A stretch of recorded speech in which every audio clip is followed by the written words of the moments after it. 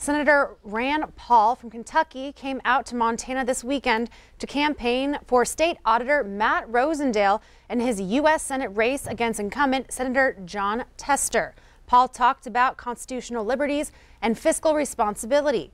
Q2's David J. reports on Paul's Get Out the Vote rally for Rosendale in Billings today. Who's ready for a senator who's going to stick with our president to reduce these taxes?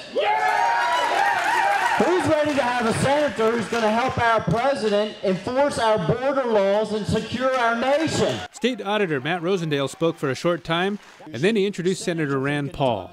My friend, Senator Rand Paul.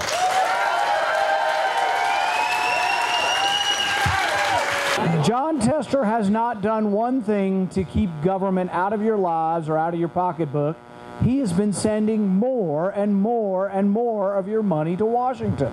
Paul also criticized his own party. If Republicans vote and put up bills that have too much spending and too much debt, he'll be with me to vote against that as well. And Paul talked about the importance of President Trump's Supreme Court nominees. I said, well, Mr. President, I think you could possibly, this is after he's only gotten one, I said, you could possibly get 3 Supreme Court justices. And this is vintage Trump. He said, I think I may get 5. We had a chance to talk with Paul after the rally. The country has to have borders, and so we have to have for national security purposes, but I'm not against immigration. I'm for immigration, I'm for more legal immigration, but I think we should have zero tolerance for illegal immigration. Matt Rosendale really respects the Constitution, and I'm not campaigning for that many Republicans. I'm only campaigning for people who I truly believe will respect the Constitution and will vote to balance the budget, vote not to have the federal government coming out here to Montana and telling you what to do. David J., MTN News, Billings. David says Lewistown and Havre are also on the schedule today for Senator Paul and the Rosendale campaign. Tomorrow, Senator Jon Tester will campaign in Rocky Boy, Fort Belknap, and Havre. Montana State University's Leadership Institute is hosting a forum on November 5th, all about the midterm election and the college vote, a vote that typically doesn't have a large turnout. MTN's Medeiros Babb finds out if this midterm election, the younger demographic will make their way to the polls. I'm really excited to see how students turn up and what the implications of that are going to be. Danny Daly is a political science major and part of the Leadership Institute at Montana State University. She says it can be challenging to get the younger generations out to vote. I think there's a feeling of disillusionment or that their voice doesn't count for anything when they do cast their ballot. MSU political science professor Eric Austin says if more students cast their ballots, it could have an impact on the election results. And if those numbers were maybe as much as 5% higher, that could make some difference in some elections for sure. 18-year-old Ben Lemon already turned in his ballot, something he has never done before. It was kind of satisfying to vote for the first time, just because it made me feel like I had a voice and made it feel like I had something to say. And students are pretty fired up about having a voice and being involved in this election. And so encouraging that over the next 2 weeks is really, really essential, and that's something that we're trying to do and our partners in ASMSU are trying to do too. Daly says for her it's not just about making sure that students go out and vote, but ensuring that they go to the polls educated about what's on their ballot. In Bozeman, Medeiros Babb, MTN News. Thanks, Medeiros.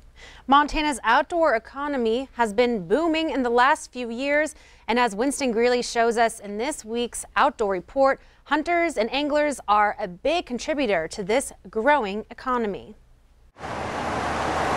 Visit any small Montana town in the fall, and you will see an influx of camouflage. These hunters, who come from both within and outside of the state, are a major contributor to these towns' local economy. Montana, $7.1 billion in consumer spending comes from the outdoor recreation economy. But not only is it the money brought in, but it's jobs. And in Montana, 71,000 jobs are contributed to outdoor recreation. That's 10% of the jobs in Montana. I'll circle back to outdoor recreation. Montana's outdoor economy takes in everything from winter sports to springtime hikes to summer outings, camping and off-roading. outdoor recreation is our way of life. I think it's like 80% of Montanans feel that outdoor recreation is an important part of their lives, and over 90% feel that outdoor recreation is a huge contributor to our economy. For communities and towns across Montana, the outdoor economy provides additional good-paying jobs and tax revenue. Really, outdoor recreation is just this diversification tool within those communities. And this is not just to attract non-residents as visitors. It's about us reinvesting into our communities and creating this amazing space to live our lives. It's making good communities even better. To do this, many towns and leaders want to reinvest in the outdoors, like through trails and campgrounds, to help sustain the outdoor economy in the future. We're so spoiled here, I think we take it for granted so often. But how can we make sure with our population growth that we're maintaining and sustaining our recreation opportunities within the state? And so that's something that we do have the ability to look forward to, and we can make a plan and we can take control of that. I'm Winston Greeley, out among Montana's fish, wildlife, and parks. The Office of Outdoor Recreation was created by the governor last year. And more to come this evening on the 5:30 news. We will update you with the latest with the synagogue shooting in Pittsburgh. But first, let's head over to meteorologist Connor Pregitzer over in the Weather Center. Well, hello everyone. Thanks for being with us here tonight. It was a nice Sunday, but we're feeling that turn towards more fall-like conditions. I'm going to tell you what we can expect this week of Halloween coming up in just a little bit.